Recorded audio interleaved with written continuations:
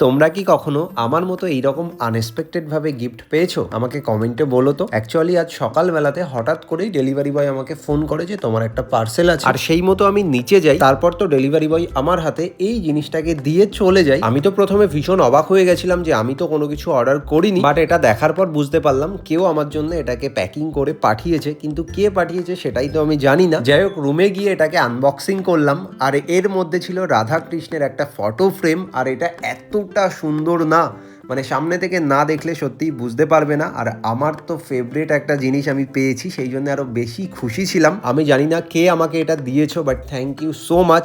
আমি নাম জানলে পার্সোনালি গিয়ে অনেক অনেক থ্যাংক ইউ বলতাম, তার কারণ এটা পেয়ে আমি যতটা খুশি ছিলাম তার 4 গুণ বেশি খুশি আমার মা ছিল। যাই হোক, তারপর তো আমার রুমে কোথায় এটাকে রাখবো সেটাই দেখছিলাম। তো প্রথমে দেওয়ালে দেখলাম, বাট দেওয়ালে রাখবো না, এটাকে আমার কম্পিউটার টেবিলের ওপরেই ফিক্সড করলাম। আর রাধাকৃষ্ণের মুখটা তোমরা দেখতেই পাচ্ছ, কতটা মিষ্টি, কতটা সুন্দর লাগছে। তো ভিডিওর কমেন্টে সকলে রাধে রাধে লিখে যেও। আর আমি এটুকু তো শিওর ছিলাম যে এটা আমাকে এমন কেউ পাঠিয়েছে যে আমাকে অনেক ভালোভাবে চেনে এবং সে জানে আমি কোন জিনিসটা সবচেয়ে বেশি পছন্দ করি।